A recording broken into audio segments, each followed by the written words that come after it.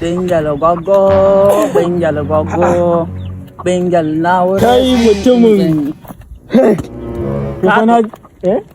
Kai fa na ji an ce Allah ya sallame ka. Yo a Ka samu aiki a gidan zu kiwon ma ka daina zuwa. Kai mutumina wannan karan wannan na wata ya kusa karewa za mu kodumo za mu ci kaza. Kai da Allah bari ya sha. Mun sha ma aiki a gidan zuwa amma yanzu ai an kore mu. An kore ku. A radio Allah shin kore mu. Wata wautar kai nan hede wauta. Yo a radio Allah zuwa mu kai muka ga jaki a cikin daki an kulle shi kadai. Shi ne muka sake shi sha iska.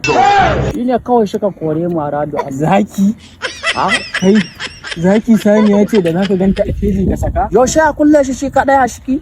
In shafi ta kashe shi fa. Mahaukaci mutum nawa ya kashe zaki. Yo a radio Allah ya bashi ya kashe. Kai kaga ba kamata ya kore ku ba kamata ya dangi ba ka da amfani.